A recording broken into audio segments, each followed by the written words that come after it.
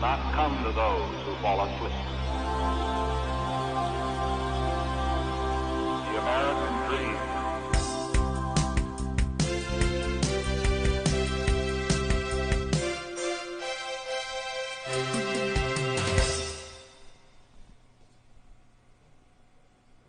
Hi, I'm your instructor, Paul Gruber, and welcome to the Pronunciation Workshop's first training session. I am very excited that you have taken this first step to improve your English pronunciation, and I do hope that you enjoy this program and receive great benefits from it. Before we begin, I want to make sure that you have downloaded and printed out the training manual which accompanies this course. If you have not yet done so, please do it soon, because you'll definitely need it. Now you may be wondering, how is it that I am going to help you change the way you speak?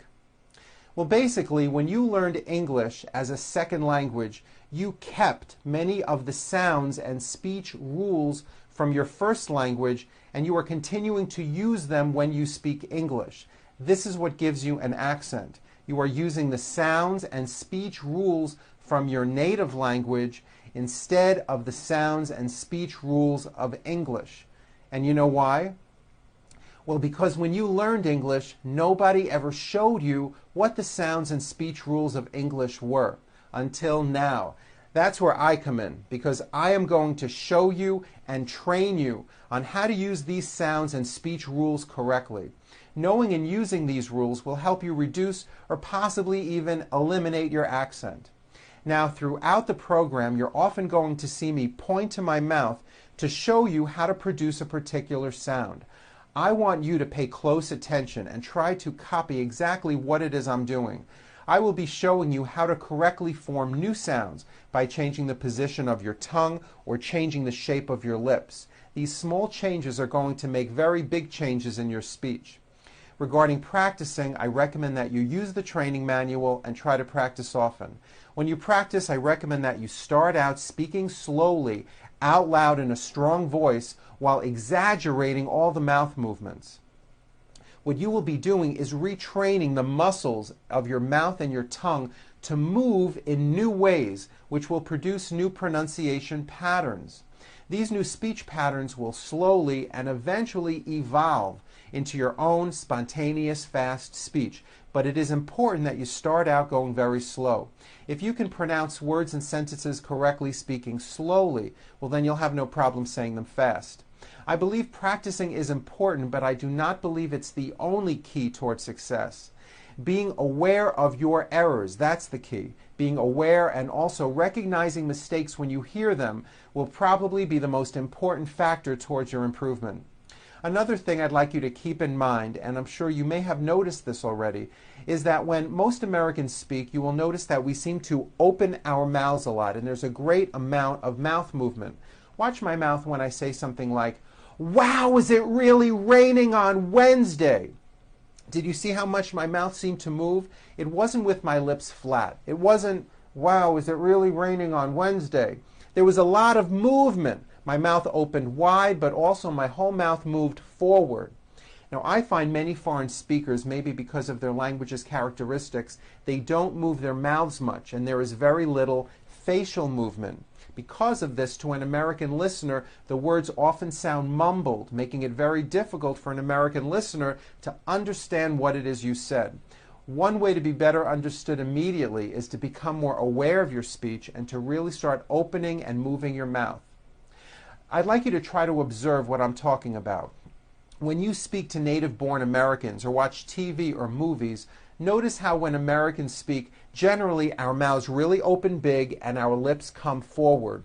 These movements have a lot to do with the sound of American English. I also want to add that I will often be asking you to repeat words and sentences on these videos. Try to think and act as if we're both sitting in the same room and I am directly right in front of you. Listen carefully to the words and sounds that I give you. Listen carefully to my pronunciation and watch my mouth. Then repeat the words back to me in your own voice with the techniques that I'm showing you as clearly as you can. Now, at first you may feel a bit foolish talking to your computer screen, but really you shouldn't. Make believe you are speaking directly to me. You will find this to be extremely helpful and effective. During the course of this program, I will begin by addressing consonant sounds, and then later on we'll work with vowel sounds.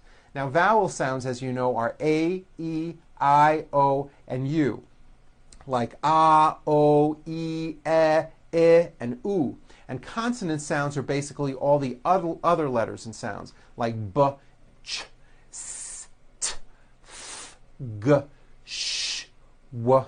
And of course, there are many, many more sounds.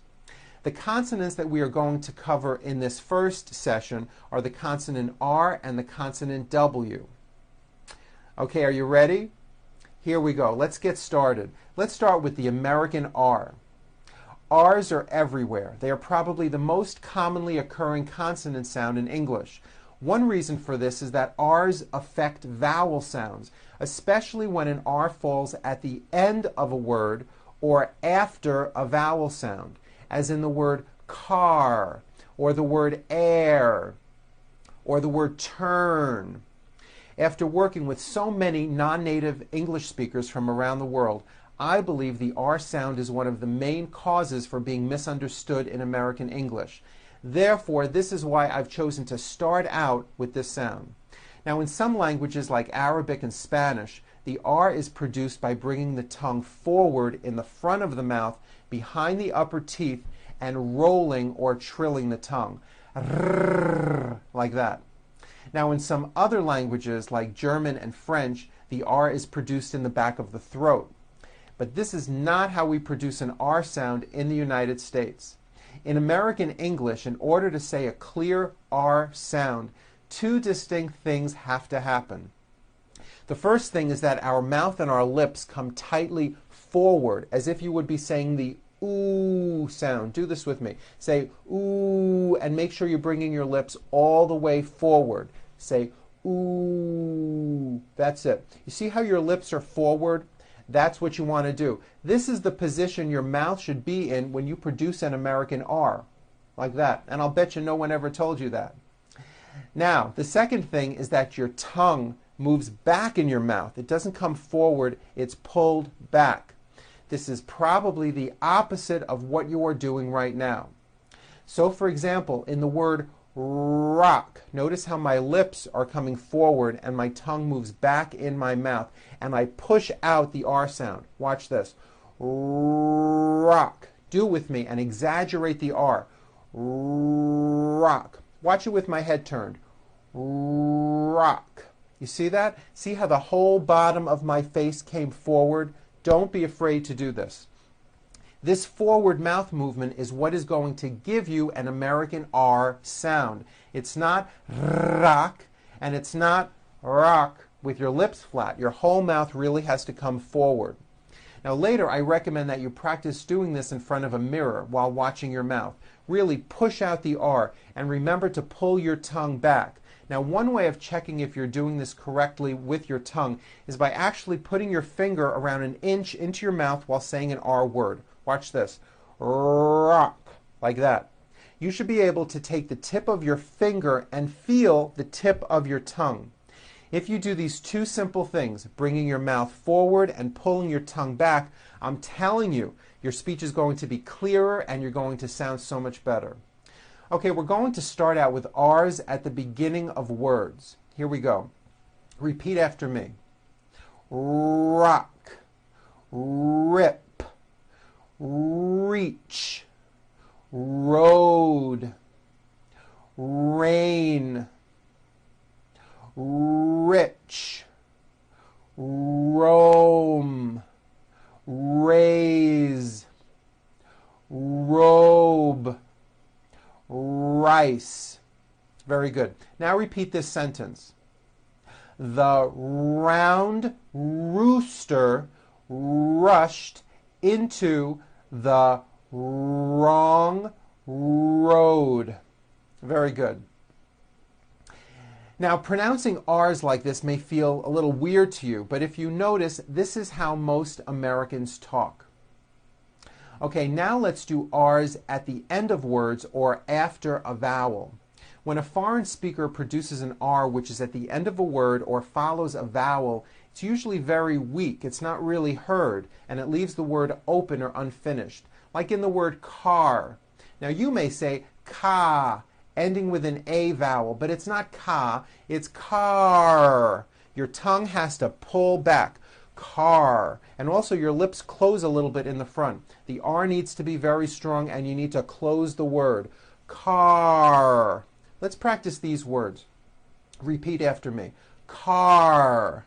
Far. Star. Door. Bear. For. Air. Year, and that has a high vowel sound, E, year, turn, and pour. Very good. Okay, now let's discuss R's in the middle of words. In the word very, for example, which is a frequently used word in English, the R occurs in the middle of the word. It's not a D sound. The word is not vedi or very. It's very. Make sure that the R sound is strong